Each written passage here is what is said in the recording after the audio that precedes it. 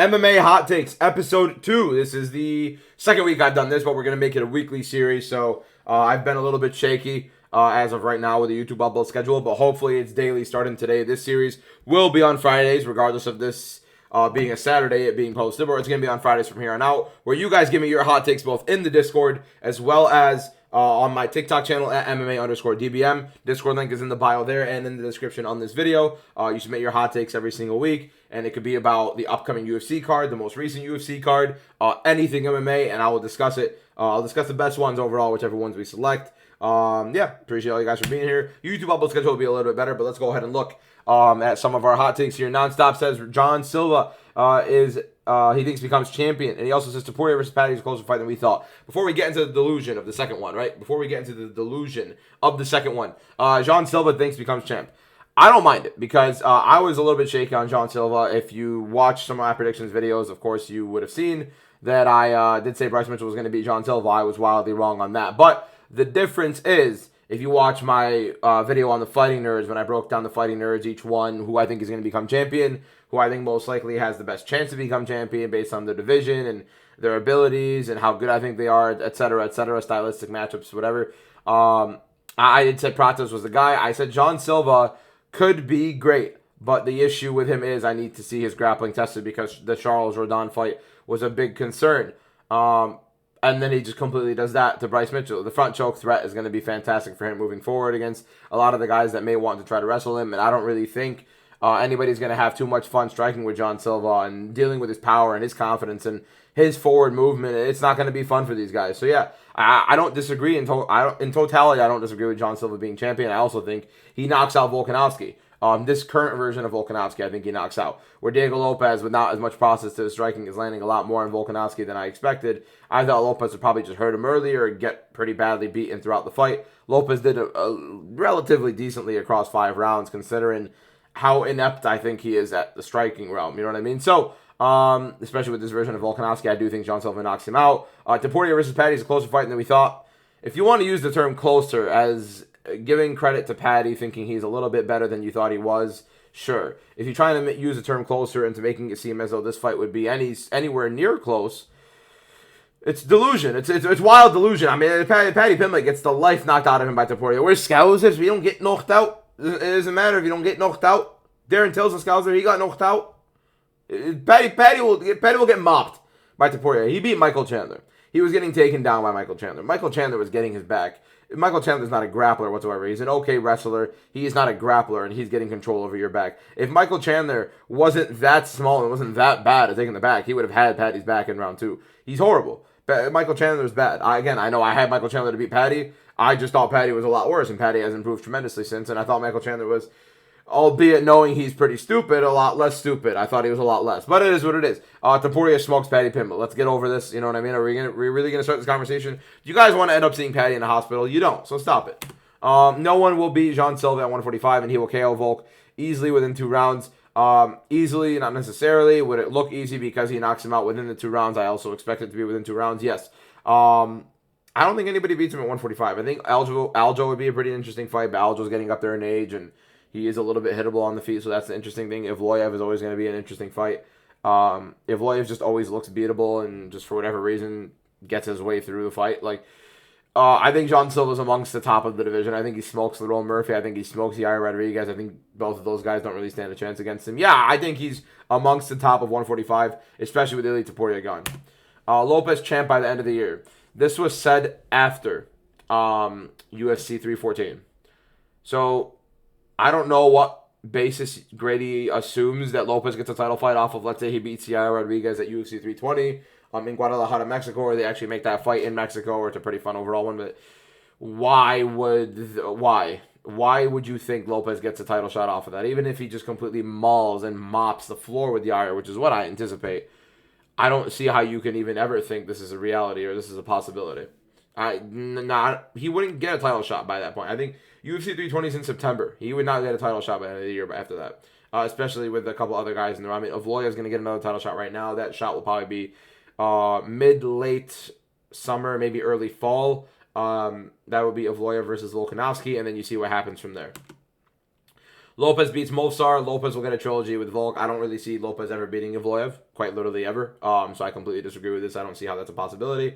I think Lopez is not good enough on the feet to beat Evloev and not good enough of takedown defense to mitigate Evloev. He has a couple of Hail Marys on the mat against Evloev, and I think Evloev just still does his thing on the mat. I think Lopez's best chances to beat Evloev are what happened on very, very short notice, where Evloev and his team didn't have much time to prepare against him. And he put Evloev in some pretty dangerous situations, and albeit he got a little bit better, Evloev has as well, and Evloev would actually have a full camp against him. I don't really rate Lopez's chances there. And Lopez will not get a trilogy with Volkanovski. I don't even think he'll get a rematch. I don't think he's getting another title shot with it being against Volkanovski. Yeah, I'd be surprised if I ever see Lopez fight Volkanovski again, let alone a trilogy. Jean is greater than Topuria. He said Topuria instead of Topuria. You know what I mean? The typical rage bait comment. It's I don't know why I played into it, to be honest. You can clearly see not many people agreed with it down there in the likes. No, not even close. Not even remotely close. I think it's hysterical how people are trying to build this up right now, but you know how it goes. Anytime there's an exciting prospect, they're going to throw shade at another guy who's at the top and say he's better than him. This is false. John Silva doesn't touch Topuria. It'd be a very fun fight. Topuria's a lot better. Move on. Paddy Pimblett doesn't beat anyone in the top 5. And, well, these are two conflicting ones. Paddy will give Islam the closest fight than anyone else at lightweight. Paddy slaps anyone at lightweight other than Islam. So here's my thing with this one. I love this because they're two polar opposite comments with equal amounts of delusion, right? So Paddy doesn't beat anyone in the top 5. These are supposed to be hot takes, right? So yes, these are pretty hot takes. They could be delusional, but they're pretty hot takes. You know what I mean? I think there's a fine line in between the two, but let's just digress, right? Paddy Pimblett doesn't beat anyone in the top 5. Dustin Poirier is very, very, I think it's a competitive fight between him and Paddy, not going to lie. With this version of Dustin Poirier, I think Justin Gaethje's a complete white belt. I think he could get Justin Gaethje down and the fight's over. Who else we got here? Max Holloway would be a tough one for him. That would be a pretty interesting fight. Charles Oliveira would be a pretty interesting fight. And Arman Tsarukyan would mop the absolute floor with Paddy Pimblett. Islam Makhachev, of course, would mop the floor with Paddy Pimblett. And Ilia Topuria would mop the floor with Paddy Pimblett. I think there are 3 fighters at the top of 155 that would absolutely maul Paddy Pimblett. Apart from that, pretty interesting. Josh says Paddy will give Islam the closest fight.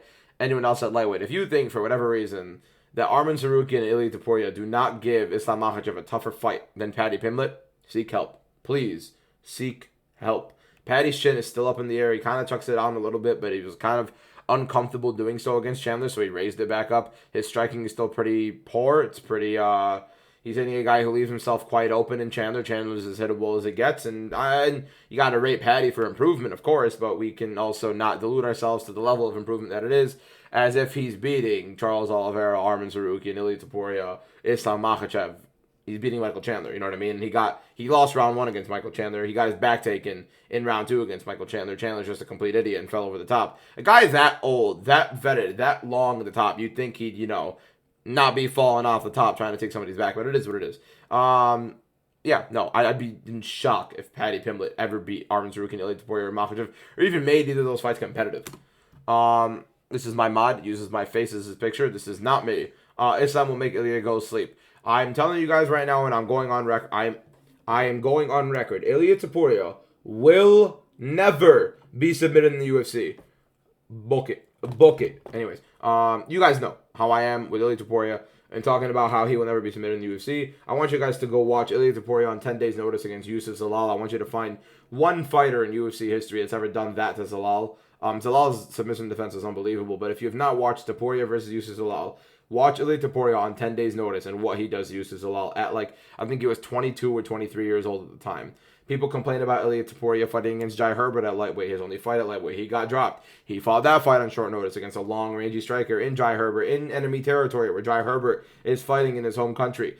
Does not respect Jai Herbert whatsoever. Gets kicked in the head, dropped, and then he knocks Jai Herbert out cold later on with I would say probably knockout of the year at the time.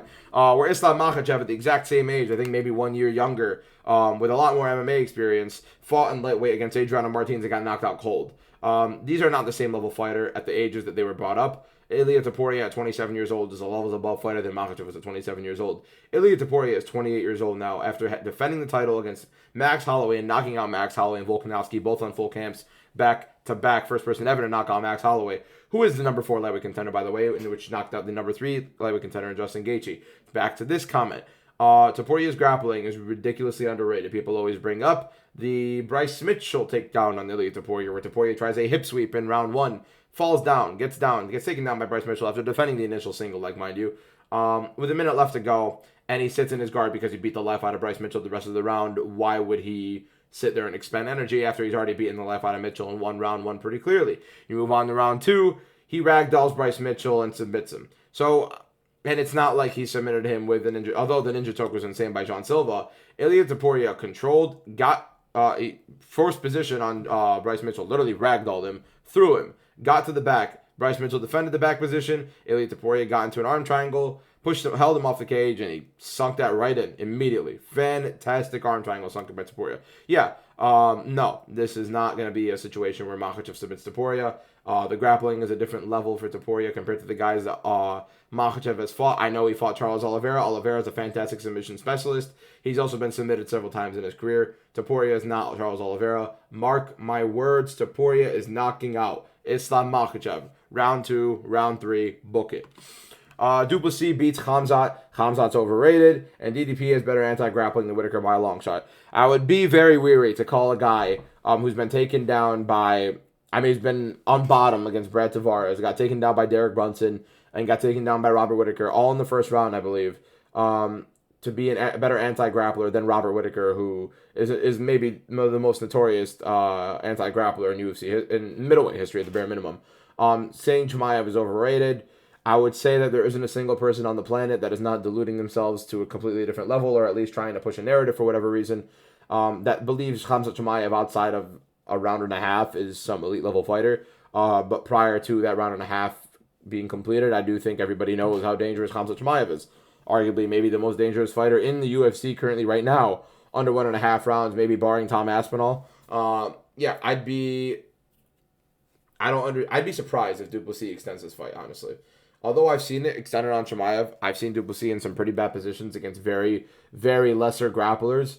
I think the Kamaru Usman fight's actually more of a testament to Kamaru Usman's submission defense than it was like a negative on Khamzat's position. Like, Khamzat got Kamaru Usman down quite easily, and he was mauling him that entire first round. And of course, he gasses. We know the gassing of Chimaev is an issue. His health is an issue. It's looking bad. But I think these are a little bit wild. I think Duplessis beating Khamzat, no, I don't see it. I mean, if it extends, sure, I don't see it extending. Calling Chimaev overrated would be the way I look at overrated is, what is his rating as advertised, and is he above or below that? And if he's above that, he's underrated. If he's below that, he's overrated. If he's right around there, then he's properly rated. I don't think he's overrated. I think everybody knows what Chimaev is as a fighter overall. Arman deserves a title shot more than Ilia Topuria. I can relatively agree with that. Abu doesn't. He said maybe if he didn't pull off for no reason, that's a very justifiable argument, because the UFC themselves said that Arman Tsarukyan is not getting the next title shot because he blew his chance literally the day before and he has to fight again. Does he deserve it in lightweight a little bit more than Topuria? I can understand that. But Ilia Topuria also does deserve it literally more than everybody else in lightweight outside of Tsarukyan. I'll give you the Arman Tsarukyan argument. Henry Cejudo could have cracked top 5 all time if he didn't retire so early. I would agree with you on the basis of if he kept winning. But he would have had to fight either Peter Yan or Aljamain Sterling at the time, which I'm a little concerned. I think the Aljo fight would have been even better than their original fight that they had right now. But the Yan fight, I never thought ever favored Henry Cejudo, so I'd be pretty surprised if Cejudo ever got past Yan. And hell, if he did, then you have that conversation, right? Shamil Musayev beats Bilal Muhammad. Bilal Muhammad is approaching an age right now where it's starting to be that concern. He's about to turn 37 years old later this summer, which a lot of people are just blatantly ignoring because he did just become champion. So you don't typically note a lot of these fighters who just become champion as that old, unless it's like glaringly obvious, like Glover Teixeira for whatever reason. But I think this is also like another showcasing of like a lot of people presuming PFL guys are a lot better than UFC guys because there is no way of proving it, and it's like a way you can argue based on it. It's like when people were saying Patchy Mix was the best bantamweight in the world, and that was a completely absurd level of delusion that we haven't really seen in a while. So like Patricio Pitbull, best featherweight in the world until he comes to UFC, and then he's older but he looks bad, but he still lost to Yair Rodriguez of all people. You know what I mean? Like the PFL Bellator thing, saying these guys are better than the UFC guys. They would have already been in the UFC had they had been. You know what I mean? They get paid better later on. They do not get paid great entering when they're nobodies, right? So Paul Hughes right now will be getting paid more in the UFC, and then you can start having that conversation. But Shamil Musayev is not better than Bilal Muhammad. Maybe based on Bilal Muhammad's age, you could beat him, but I'd be surprised. Yeah, the PFL and Bellator do not have better fighters than UFC fighters towards the top. It's as plain as simple as that. John Jones will maul Tom Aspinall. You can see that Discord doesn't necessarily agree with this. I would say Aspinall knocks out John Jones in 1 or 2 rounds, where John Jones isn't necessarily too explosive on his feet right now, where the open mat takedowns will be an issue, and he'd have to push Aspinall back towards the cage in order to chain a takedown, or you have to rely on like a body lock or a clinch, where Aspinall's overextending, which you don't really see Aspinall overextend too much. I think Aspinall's just way too quick for this version of John Jones. I think the longer John Jones waits for this fight, the worse it's for him, because although he is making Aspinall wait and maybe trying to draw that rust in on Aspinall, draw in the anticipation, the nerves for Aspinall for this fight, you still have John Jones aging much more exponentially than Aspinall is, because your body at that age is going to be taking a lot larger of a toll on you when you're that much older, especially in sports, right? So yeah, I think Jones is not physically fit enough to beat Tom Aspinall at his current age. Roman Dolidze has potential at light heavyweight. Pinecone MMA said he's not that big. I would like to one-up that and say Roman Dolidze sucks completely. Horrible. Very, very bad UFC fighter. Like, really bad. He's just pretty big for middleweight. So he could beat a couple people who have no threat, whether it's on the feet or on the mat. Or somebody as stupid as Vittori, you know what I mean, who just does not throw out the volume against a guy who completely sucks in Roman Dolidze. Yeah, I think Dolidze is horrible. He's also like 36 years old. There is basically no upside for him in light heavyweight or middleweight. I completely disagree with this. Izzy is ruining his legacy. You start to tread lightly on this conversation of, is it too soon or too early to retire? And would you rather have somebody retire too soon like Khabib or retire too late like Anderson Silva, right? Like, you need to have that happy medium. And where is that happy medium? That's where you start having that argument, right? Adesanya has lost 1 non-title fight. And that was his first ever non-title fight in God knows how long. I think since not even the Gastelum fight, the one prior to that, whatever, was that Brunson? I don't know who it was that he fought prior to Gastelum. Yeah, and he got knocked out by Imavov. Well, he wasn't looking too bad either in the first round. I don't think he was looking as great as other people were saying he was, but, like, yeah, I think this is an absurd thing to say. It's saying he's ruining his legacy. I think his legacy's already established. He's a little bit older now. Everybody understands that. This is a little bit post that legacy. I think you can enhance your legacy a lot more towards this age than you can hurt it, but of course it mitigates it just a little bit, or minimizes the efficacy of it rather. Ian Gary 50-45 Carlos Pratas. I think this is delusion. This fight is today. No, he does not. He does not. I think he gets knocked out by Carlos Pratas. When has Ian Gary 50-45 anybody? Hell, when's the last time Ian Gary 30-27 anybody? Neil Magny, okay? Outside of that, right? Gabe Green, close fight. Darian Weeks, close fight. Jordan Williams was boxing his head off for the love of it in the first round. Jeff Neal, really, really razor-thin fight. Lost to Shafkat acting like he won the fight when Shafkat was on a torn MCL and still beat him pretty convincingly. I think that this is ridiculous. I think that Ian Gary doesn't have the finishing ability, doesn't have the wrestling to beat Carlos Pratas, doesn't have the pressure to match Carlos Pratas and taking him off of his preferred style of fight, which is pressure. If anything, Ian Gary plays into that, where his boxing defense is pretty poor. His chin isn't necessarily the greatest overall. He doesn't really see many shots on the inside. Yeah, I'd be genuinely shocked if Ian Gary honestly beats Carlos Pratas, let alone 50-45. He doesn't even shoot single legs or double legs. It's bad. Everything bad about Ian Gary here in this match. I think it's a very, very bad matchup for Ian Gary against Carlos Pratas. MVP is the most talented striker in the UFC. No. You want to know why? He has a very tricky style, absolutely, to deal with, but he has a right hand. I want you to go watch MVP. Any single time he throws anything but a straight 2 off of a jump, right? Off of one of those entries. Anything other than a straight 2 that MVP throws is completely disgusting. It's so bad. He has some decent kicks, okay, which is fine. That karate style sometimes works for it. But he quite literally has nothing. He has no hook. He has no good hook. He has no good jab. Like, it's a pretty bad style. He's not the most talented striker in the UFC. You have Peter Yan. You have Sean O'Malley. You have, I'll even give you Adesanya, Alex Pereira. I'd even give you Dricus du Plessis. I'm not even joking. I don't think MVP is that talented of a striker. I think he has a really good style and evasive movement, and he has a good two that's very, very quick. But other than that, there really isn't anything that's like super impressive about his game other than that too. He has a couple good entries with like some knees and some kicks, but his hands are very, very lackluster, and combinations are they're not really present. Ortega can be a top 9 lightweight. I'm going to pull up the lightweight rankings right now to go over why this is wrong, even though I haven't even looked at the top 9 lightweights. The current version of Brian Ortega in 2025 being labeled as a possibility of a top 9 lightweight just seems like it makes me want to puke. So let's go ahead and look at the top 9 lightweights in the world. So I assume they put number 9 because Beneil Dariush is number 9 right now. Well, if you're going to bring Beneil Dariush down and base it off of Beneil Dariush, you're probably going to bring up Renato Moicano, you're probably going to bring up Rafael Fiziev, you're probably going to bring up Benoit Saint-Denis, Joel Alvarez. So there are all these guys that, in my opinion, would beat Beneil Dariush, hell, Mauricio Rufi even. Would Brian Ortega beat any of these guys? I don't think Brian Ortega beats... let's even go to look at the top 15. I think Brian Ortega loses to Ignacio Bahamondes. I think he loses to Joel Alvarez. I think he loses to Grant Dawson. I think he loses to Benoit Saint-Denis. And that's an actual interesting fight, but I think he loses to Benoit Saint-Denis. At this point, I'd say he probably beats Michael Chandler. But you never know. You never know with Iron Mike. But you probably do. But you never know. Ortega's kind of like, less dangerous Michael Chandler. I don't know how to explain it. They both suck. Rafael Fiziev would mop the floor with Ortega. Moicano, I think, would be a pretty fun fight, but I think Moicano beats Ortega here. Beneil Dariush, you could give Ortega it. Dariush is, a walrus, a turtle, I don't know. He's a dinosaur. That's literally what he is. Paddy Pimblett, I think he beats him. Gamrot, Hooker, Poirier.